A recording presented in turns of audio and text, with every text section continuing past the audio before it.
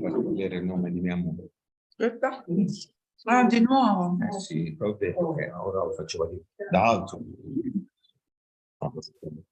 Okay, we are connecting now, and now we're broadcasting live. Okay, perfect.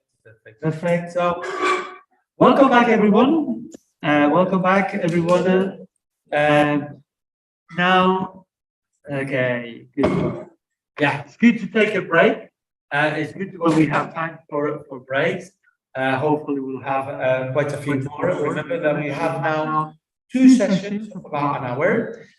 We'll try to have like a few minutes in between this one and the next. This one is going to be, as we explained, about the templates we have created to help teachers, help other teachers in a more interesting way, in an easy way. Now, Filippo here is going to be presenting that. And we're also going to be presenting what's going to be the main workshop during the whole unit. But remember that there are 2 other optional workshops within the 3 topics that we are working within this Congress, and you're more than welcome to choose any of them. Okay?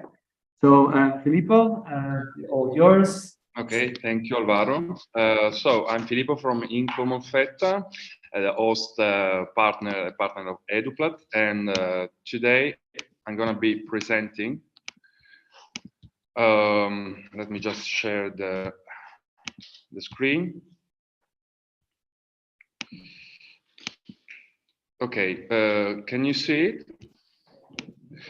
Okay, so as I said, today I'm going to be presenting a series of templates and other educational resources that can surely help teachers with learning system, because first of all, welcome to the International Congress, which is here in Molfetta, and today I'm going to be giving you an overall about what EduPlat is, some heads up about the project, and some educational resources that can help and give an example of how this process works.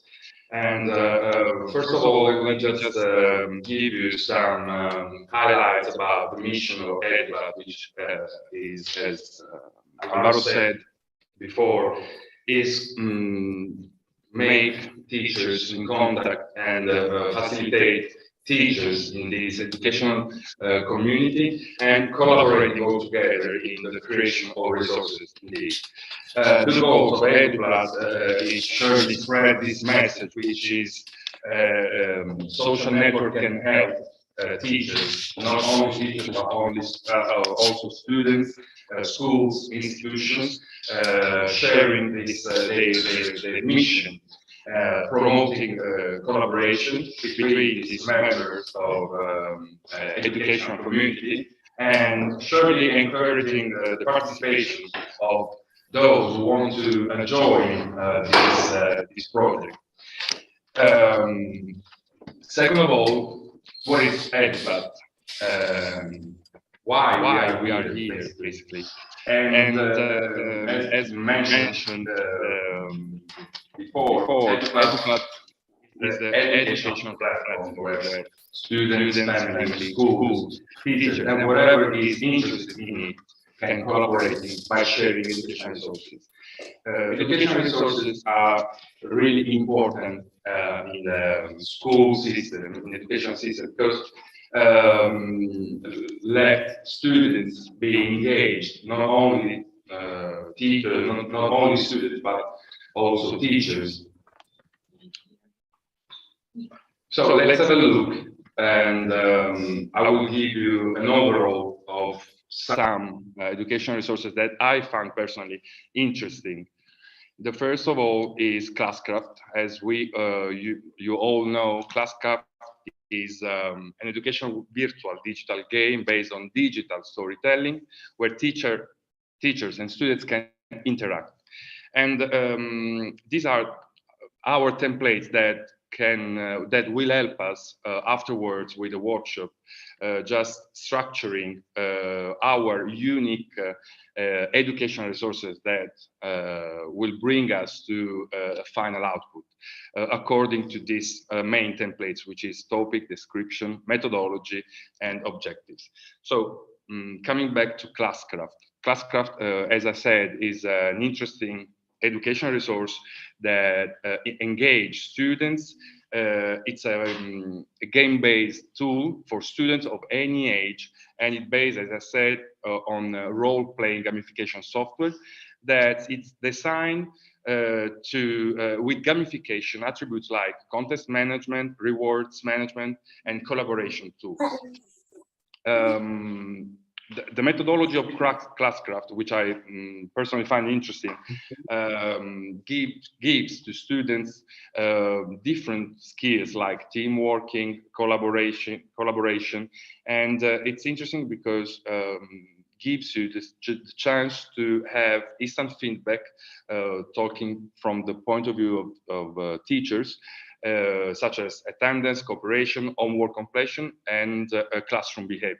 So the objective is, as I said, to motivate students, make them collaborate to each other, and promote growth and human connection.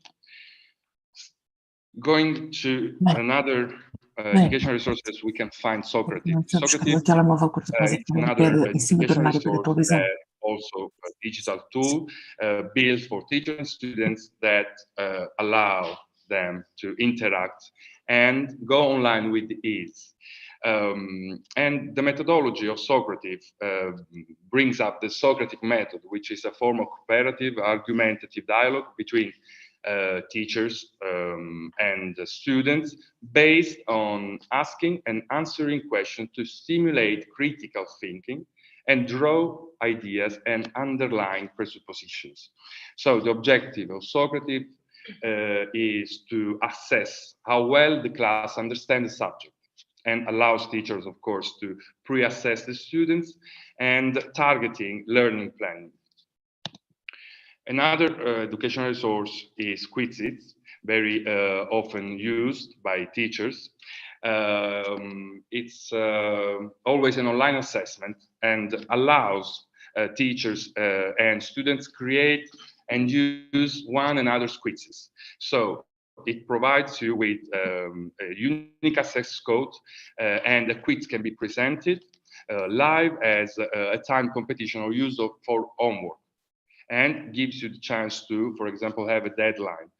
The methodology of quizzes, as I said, it's we are talking about game-based tools. So we found out previously in the other events that students can be really engaged with interest, because the common thing is to, for example, have develop their knowledge on whatever subject the teacher wants to put in it, and facilitate, obviously, the assessment process in teaching and learning activities. Another one, and the last one, is Breakout-E2. This educational resource is a puzzle game based in the real world and digitally. That's great for team-based learning, because, well, you will find always this sentence that engage students, because it's been proved that I mean, people can learn by playing. And another common thing is, for example, the collaboration and the problem solving that can bring up. The methodology of Breakout-E2 is a physical kit that teachers can set up to have students, as you can read, work out the puzzles. These locks, boxes, and other items can be used in numerous combinations with a story added to suit what is being taught. So it's a tool for teachers to facilitate the learning process of students, and obviously the objectives is to provide students with critical thinking, collaboration, creativity, and communication skills. Here you can see many others education resources that I just quote here, like Genially, which is an excellent platform where you can present, when you can share, when you can interact. Or Kahoot is the most used quiz game, I guess, in the world. And WordWall and Goose Chase. Feel free to ask whatever information about it. I'll be glad to give you. But now let's get into it, because as Alvaro mentioned previously, we are going to afterwards to work on a final output, which is our objective, which is to create a new educational resource based on needs of teachers. So basically, we are going to fine-tune a new educational resource based on teachers' experiences, feedback, ideas. And in order to achieve this goal, we are going to talk about design thinking. So the question is, if you know the design thinking, how we can benefit from it, and what are the principles. And you will see in the workshop afterwards that it will be very helpful for not only for teachers, but for people, because as Giussi will say later on, design thinking is a human-centered approach. So it's based on what is my need. And so thank you. So let me introduce you the next speaker, which is Giussi Muli, which is coordinator of Master Innovation Coach, expert in design thinking. Thank you. Okay, let me just. Thank you, Filippo. So I'm gonna share my presentation too.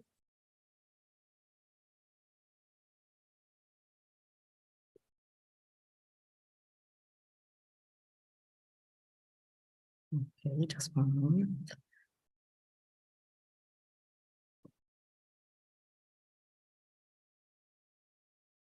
Okay, good morning, everyone. So, as Filippo said before, I'm Giussi Muli and I'm an innovation coach at Siambari.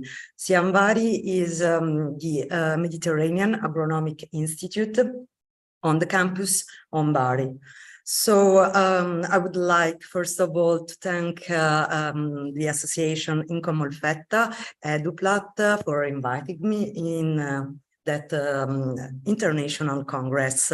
My presentation is about design thinking approach for a more human-centered, innovative education system.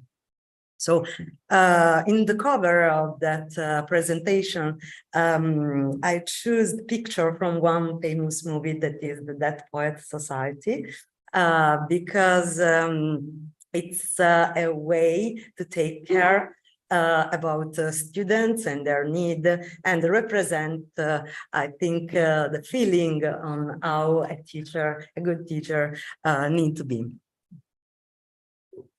So this is the agenda of today. So in this first part in the morning, we are gonna see the design thinking and human-centered approach. And the people that will be present in that workshop during the afternoon, we will have a first part where participants can know better each other. And in the second part, we will apply together design thinking to create educational resources. So now let's move on the topic, the design thinking and the human-centered approach. So according to Tim Brown, that is the CEO of IDEO, the society that implemented design thinking and the open innovation approach, design thinking is a human-centered approach to innovation that uses the designer's way of thinking to integrate the needs of people, the possibilities of technology, and the requirement for business success. So in that sense, putting the human needs at the center, we are shifting from the previous paradigm of making people want things to making things people want, because this is one of the first reason of failure. Like, for example, for an innovative business is that people are in love. People that are creating these ideas are in love with their ideas, but these ideas, even if could be great and fascinating, it doesn't solve any problem of people or doesn't respond to any needs. So people like this idea, but maybe they are not gonna use it because it's not useful for them. So during this afternoon, in order to solve some problems related to people that you are gonna help, we will use the double diamond structure. So we will pass through a discovery phase, respect to people needs, and we're gonna set these needs, and then we will ideate a prototype of a solution that responds to an initial challenge. So when apply design thinking, we can apply design thinking approach to solve complex business challenges involving users, customers, and all stakeholders. In my work at Siambari, there is this master course in the agri-food sector. So we have a team of students that receive a challenge from a company in the agri-food sector.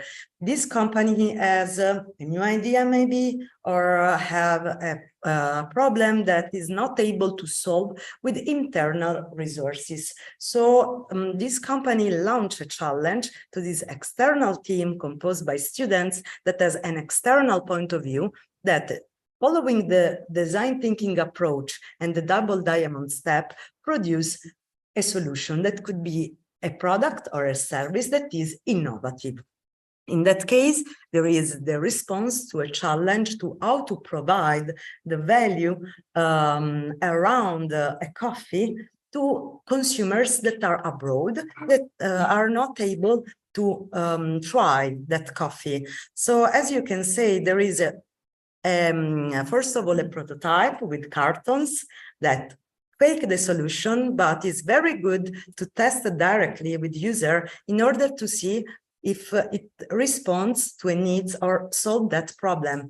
So at the end, students validate the idea and then they invest to create that solution. In that case was a coffee box for having an Italian coffee experience without drinking the coffee, because they discovered that the customer of this roastery company were bar owner, and bar owner are able to recognize the quality of coffee without testing it, but just smelling the coffee beans. So in that sense, what the company thought that they would like to prepare the coffee for having this drink experience was not necessary, because their users have another response to that problem. So for that reason, this coffee box allow to have this coffee experience, just smelling the coffee beans and touching it, but having also an immersive experience with these devices for augmented reality. That is also very simple to use. It's not so expensive, and you can put your mobile phone inside and be guided in this coffee experience. Another example in order to solve a business challenge was from a company that has the cultivation of teff, that is a functional ingredient, grow in Ethiopia. So students in that sense analyzed the composition of that ingredient, and they found that was really important as ingredient for a specific target, that are sporty people. Sporty people are people that has the needs to stay fit, stay healthy, but they don't want to renounce to occasion of funny and enjoying moment with their friends. So they created this snack based on TEF, because it was the solution for having this product that could help these people to participate on that occasion, to have fun, but stay healthy. But this kind of approach of user needs, it's not just for business challenges. We can use it also in the educational programs. In fact, it can be used to design educational programs involving students, teachers, and all stakeholders. And this is an example of educational resource produced with the design thinking approach. This master in open innovation and youth entrepreneurship in the Mediterranean agri-food sector with Siam Bari, University of Bari, and AlmaCube, that is the incubator of University of Bologna. In 2019, it was the very first edition, and it was just an advancing specialization course of 3 months in order to test the topic of that educational program, and also if it responds to young people needs in order to receive education about young entrepreneurship and open innovation approach. Since that, it worked very well. In the following year, so 2020-2021, it was the first edition as a university master with the University of Bari. Then we continued to 2021-2022, the second edition as university master course. And now we are in this third edition, 2022-2023, that is still in course, and it will end in June. So now the program is like this. We have several topics that we cover in the previous modules, and then we finish with the project work composed by one part with the design thinking approach and the second part with the lean startup approach. But as you can say, the program of the master course like this, it was not since the beginning like this. In fact, in the very first edition, we had just 4 topics like startup entrepreneurial mindset, business model design for continuous innovation, social innovation for local community, and then the project work, but just with the design thinking approach. But as during this conference, we said several times, feedback on users and participants are very important. In fact, thanks to student feedbacks, what we learn and what we were able to implement. First of all, the introduction of interviews before selecting participants, because in the very first edition, it was on volunteer-based. And the other students provided feedback that someone say to be able to speak English, but it was not true. So at least testing this part, but not just this, the real motivation. So the interview before admitting people on the master course was really important in order to have a good experience that could meet the needs of participants that were very motivated and engaged. Then we added new topics thanks to participant feedback, like, for example, project cycle management that was not included before, and all the rest of topics that were added apart the first 4. And then we insert also weeks of break. Why? In our master course, we have people that comes from all the South River of Mediterranean. So not countries like, for example, North Africa, Africa, Middle East, and Western Balkan. So for them, sometimes the first time in Europe, so they want to discover more. So in order to not be absent during the weeks of works during the master, we preview 2 strategic weeks, one at the end of the first modules and the other one between the first part of the project work in design thinking and the second part in lean startup, in order to allow them to enjoy Italy or enjoying Europe, travel, or just have a break and recover themselves.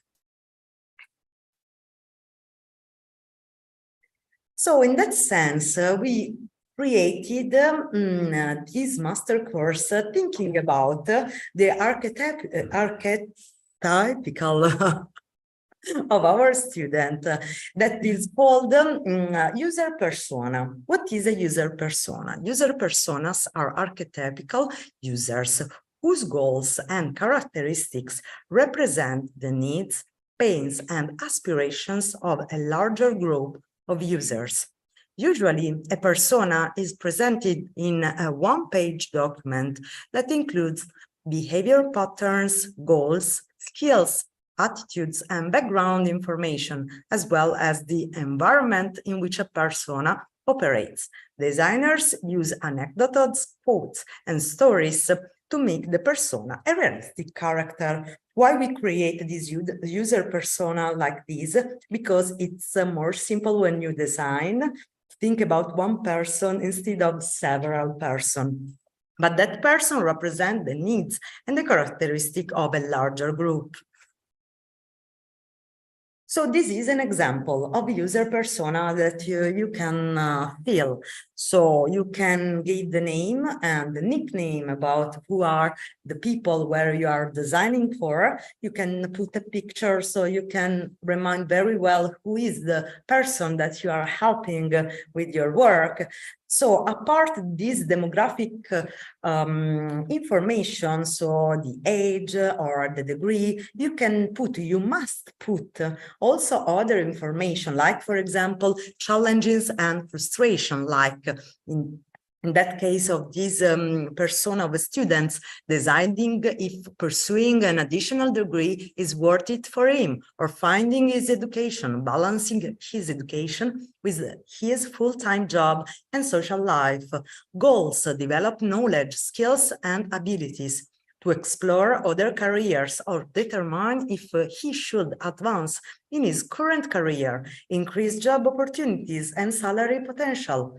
Influencers also, and plus information: family, friends, industry publication, colleagues, online resources, and social media. So as you can see, these are information that sometimes you are not able to find from a CV.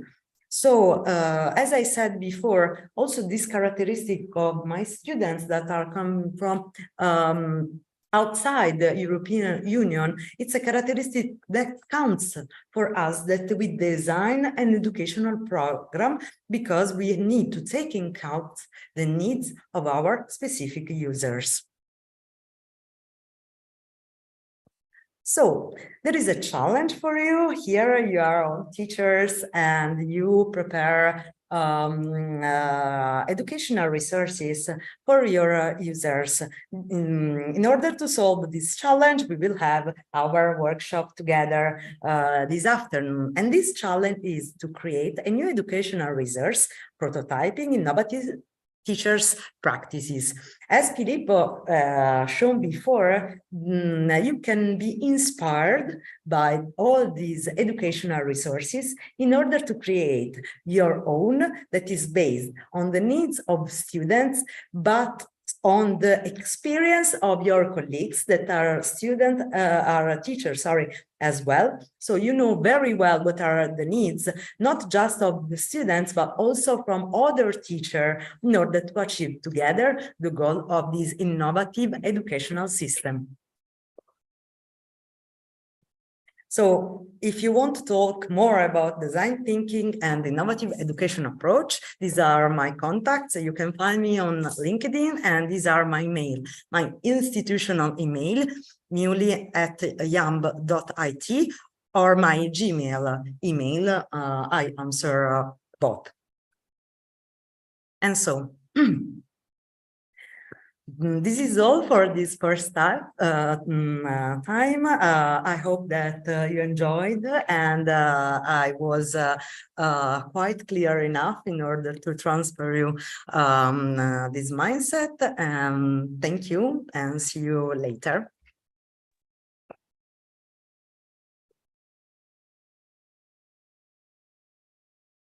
Okay, thank you, Giusy. Thank you, Filippo, very much for your presentations. Now, very, very important. It is not like because it's true that when we talk about an educational resource, we can be talking about many, many things, of course. Like educational resources could be whole course, like or a workshop, conference. Those are educational resources. Educational resources could be, as this was telling you, people. We are educational resources at the end of the day. Teachers, but not just teachers, but students, in general, people that might be like speakers in a conference, the educational resources. Educational resources are also tools. For example, the tools that Filippo was showing you, like tools like Genially or like Quizzes or Socrates. All these tools, they are educational resources. Now, educational resources that we are obviously the most interested in are educational resources that are ready to be used by teachers. For example, an activity, maybe using some of the tools, obviously using people for them that are part of the course. And this is very, very important. And in EduPlat, we want education. We want to help teachers with anything that can help them in the lessons. But at the end of the day, we're not going to be creating new tools because obviously there are specialized companies doing that. But we can create, using one of these tools, an activity that a teacher says, "Oh, that's perfect because with this activity, I can, help my students improve their trigonometry skills and having, a game or a more interactive idea." And educational resources are also these templates that we are producing for you. That is like a model. You can use these templates if you want, but you don't have to like add things like the equivalent of, instead of having to write a letter, you can use a template of a letter that is previously written, and then you can just use the beginning, dear sir or madam, and the end, yours truly, or whatever. Anyone writing a letter finds it difficult, especially if it's in a foreign language, but if you have a template of a letter, then it's a little easier. Anyone doing an educational resource, and we teachers often have to do that because we cannot find educational resources that are adapted to what we want. And we can use also templates of other educational resources or even examples of other educational resources so that we can improve or we can add into them. Now, there are many ways to do that. Obviously, using design thinking is a very, very good one. As Giusy was telling you, design thinking is being used by most companies, and not just by companies, but in general by creating a product. I always put the example of a mobile phone. If this mobile phone like this, it couldn't be in my hands if they had not used design thinking. That is, if they had taken one mobile phone, they had spoken, investigated, gained feedback from the users that are using the mobile phones.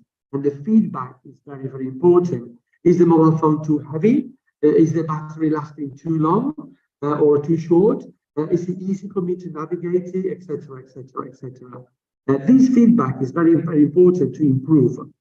And improving is very, very important for us teachers because, the world is changing. And if we don't improve our lessons, if we don't improve our materials, if we don't improve our educational resources, then we are bound to fail. So I really, really suggest you attend this workshop this afternoon. Remember that there are other two, so it's going to be difficult for you to choose, I know. But if you're certainly interested in thinking ways of how you can improve maybe your own educational resources, but also those of others, then it is a very, very good thing for you to do. remember the idea of EduPlat is that we're collaborating, sharing resources. So if someone near me is sharing a resource and I use it, maybe what I can do is use the same thinking in the same way that people are making these companies are making these mobile phones for people are doing to improve. They get ideas from others, they spy on other companies, they try to get their information, not just to copy exactly the same, to do better. And this is what we should do. This is what we teachers should do. We should open our classrooms a little bit more. We should share more resources so that others copy, because we can benefit from each other a lot. And certainly at the end of the day, the students will benefit. Okay. Now, you might have some comments on either Filippo's presentation or Juicy's. Now is the time for you to do that. Anyone around this table, anyone in this Zoom conference, and also to ask questions and maybe about how we are doing, how we're building these templates, how you can participate. Remember that we're asking for people to help. And the in this European project, there are a few organizations, one in Greece, one in Italy, one in Spain, one in Portugal, and we have taken different roles for this. So Income Offerta here in Italy are in charge of doing these templates. They welcome more, they need also feedback from you within this process and the same thinking to get templates that you teachers find more useful. So you might want to use the time during the workshop to do that, but you can also do it now if you have already some suggestions on how we can get these templates done in a way that is more useful for you. It's a good time. Remember that if you are on Zoom, you can just grab your microphone and then we can all hear you, but you can also use the chat, and the chat is also available for those of you who are following this conference in YouTube. Okay, so first, anyone around the table is interested in making comments or asking questions or suggestions? Okay, and then anyone in the Zoom?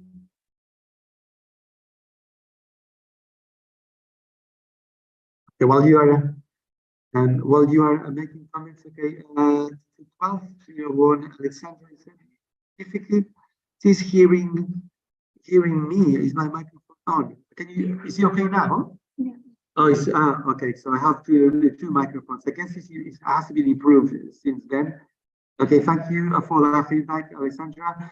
Now, Margarita mentioned for language teachers, this is really important to know the background of our students. Yes, I mean, indeed, for any teacher really trying to adapt to the lessons is very important. I like doing many things, and I've been involved in teaching languages and mathematics, and I found two subjects in which is even more important because there are so big gaps in the levels. I remember teaching in a secondary school in London, two students, there were two girls, same age. One of them could have easily been at university already, and this was in GCSEs, are the equivalent of like 3 years before university. She was, and the other one, it would have been, she was doing the level of primary school level. So both were learning at their own, at their own speed, their own levels.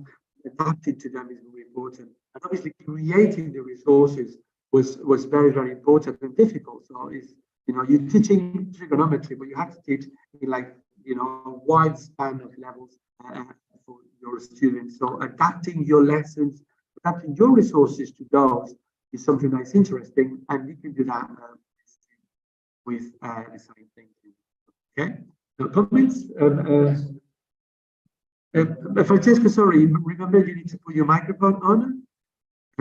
We cannot see you, but we can hear you and listen.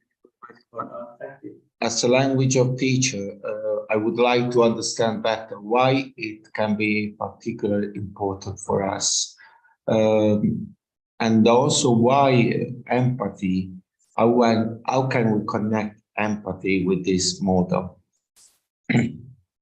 Empathy is important in teaching, as we know, but can we establish also a link between empathy and this model?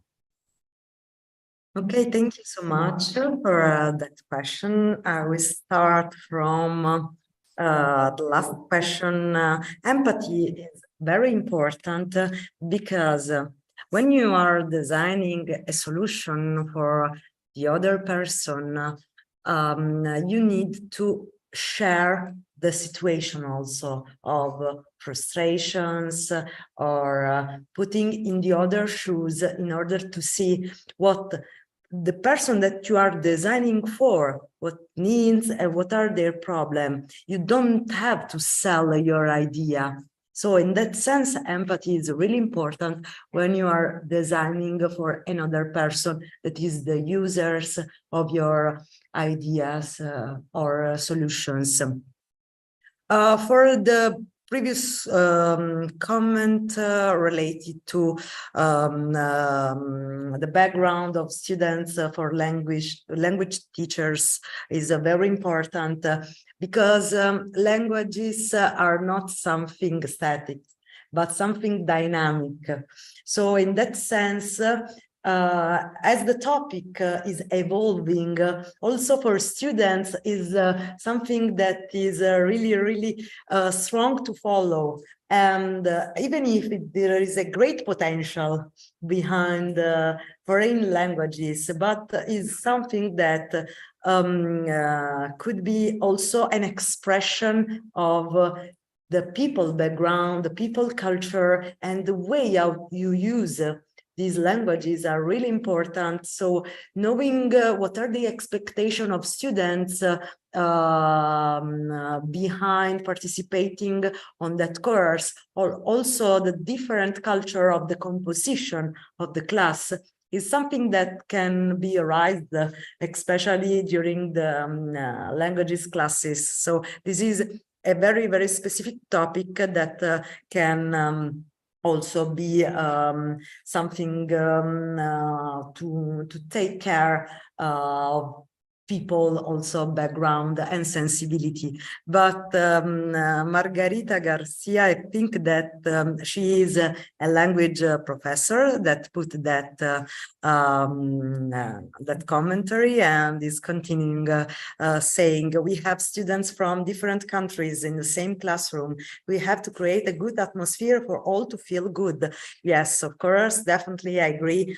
Me especially, I'm in the Mediterranean Agronomic Institute. The most part of students are from the Arabic countries, and I don't know if you know, but just yesterday finished the Ramadan, so they create a big party, and we have this multicultural environment that is not so common to have in Italy. So it's not part of our background, but it's part of our current experience. So we need to know, we need to respect other countries and also have party together. So I participate to their party for the Eid, the end of Ramadan. So it's a good experience to learn more about others using empathy and sensitivity to that person. So thank you, Margarita, for providing me the access to talk about that experience. I hope to have provided the Yes, answer that you need. if you can you also make an example of a resource which can be specifically used by us, teachers of languages? Have you in mind an example of a resource made with this approach? Okay, basically, we don't have a specific type of resource, educational resource for specific language teacher. I mean, we are here also to design something that is specific for this. On the Google, you can find lots of examples, but what we are trying to do is to co-design together a new type of resource for providing a better educational system. So also the Duolingo could be an educational resource for learning foreign languages, but maybe it's not what you need in your classroom if you are a language teacher. So now we are trying to combine all our experience, sharing our experience in order to create a new educational resource based on what are your experience and what are the needs of your students. And what we are in common. Yeah, for sure. What you have in common is something really important, because maybe you can solve the needs of more people than just one class. So that's really important. This is part of empathy too. So be able to find this link between all that people.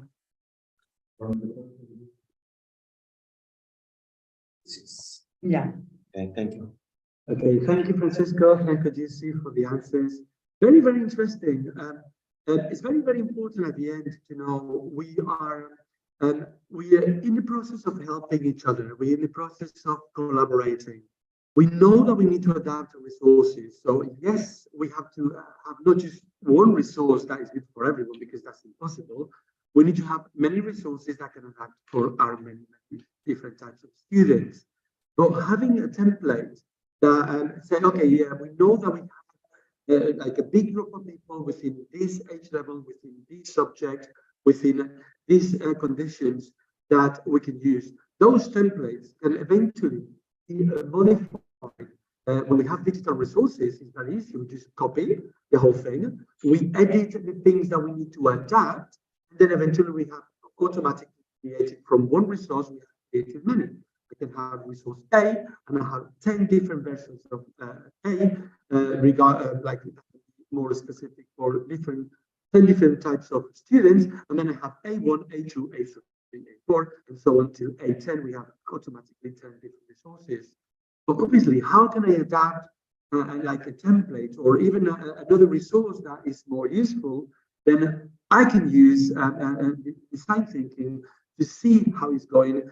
Specifically, I need to use empathy. If I don't have empathy, if I cannot put myself in my students' shoes, if someone else's shoes in general, I cannot see and feel and know about the things that they need. How can I adapt it to them?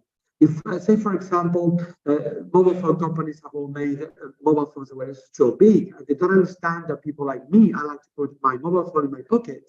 Then they would just make things that are not useful for me. Same thing if I'm making, say, for example, an educational resource to teach mathematics for students that are good at problem solving in a very specific way, or I neglect the fear that maybe some students have to do with mathematics. And this is very, very important, especially if you are a teacher of mathematics, for example. You're probably good at maths. Do you feel the anxiety that your students have when they have to learn a new topic? Do you feel, that fear is actually blocking them? The brains are not working at a full capacity. And if they're already struggling, now because of that fear, they're struggling even more. And in your resources, you have to make something that is not just about teaching mathematics, it's about having them overcome that fear so that they can actually learn mathematics or any topic for that. If you don't have empathy, you will be like a machine. And this is how we human teachers can actually teach better than machines, or even like tools. Like say, for example, like Jussi mentioned, Duolingo. Duolingo is a machine. It's a machine created by. It's a tool. It's like a machine created by us humans, who can know so easily and like feel this empathy and connect with their students, because at the end of the day, it's a machine. There is no like this connection with the teacher. And if we teachers don't have these connections, then eventually all these tools, they're gonna take over us. So if you as a teacher, you feel, let's say, for example, you're a language teacher, and you feel that tools like Duolingo are gonna take over your work, maybe it's because you're not using what you have as a human. The machines don't have any empathy. You need to adapt to your students. And if the students, they see that, and eventually say, yes, it's very, very useful. I'm going to put you an example as a student. I love learning languages, and I have used, for example, this tool, but I'm learning Japanese. And this tool keeps insisting that I have to learn Japanese writing, but I don't want to because I like talking, as you can already feel. But I don't like writing as much. So I don't want to write Japanese because it's also very, very difficult. I have enough learning the oral language. And within this program, they have not yet adapted to different people like me that don't want to learn the written form, or I don't want to learn grammar, or I don't want to learn like that. And some teachers will say, yeah, well, it's important to learn grammar. Yes, I agree. But maybe it's important for you, but it's not so important for me. I have learned, for example, German without knowing how to do these cases. And it's not ideal, but this is how I want to use my energy and how I want to use my effort. And then it might be different for sure for other students if they're learning music. Some of them might want to learn only one particular instrument, or they want to learn something that is, like you might want to teach guitar for all the students the same. But some students, they want to play the guitar as a background for people singing. Others want to play the guitar as, as in solo. And it's very, very different. If you don't adapt to your students if you're teaching guitar lessons, then your students are going to say, well, I might as well just watch YouTube videos that show me the same. We need to adapt, and we need to create so many resources, and we can do that better, like a community like EduPlat. More comments, more questions. We have a few minutes before we go on to the next session.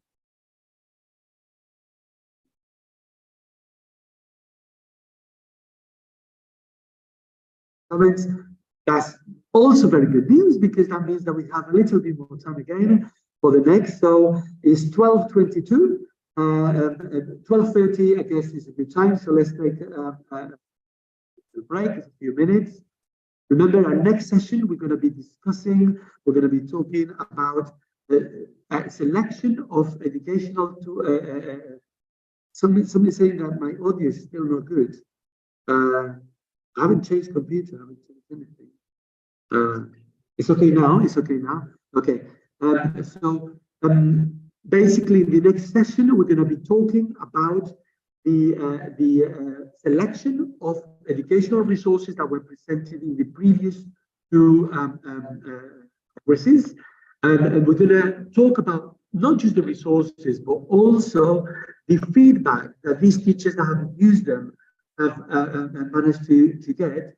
And it's not just to be picky on one specific resource.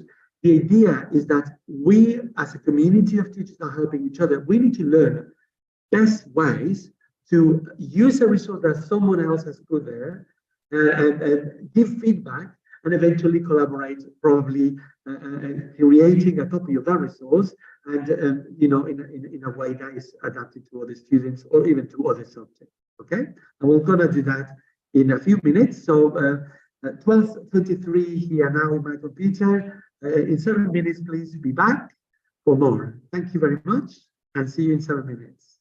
Bye. Oh, sorry, actually, I forgot about if anyone can put here. 12:30, thank you, yeah. Put it also in YouTube, anyone, please, before I close. Thank you. Okay.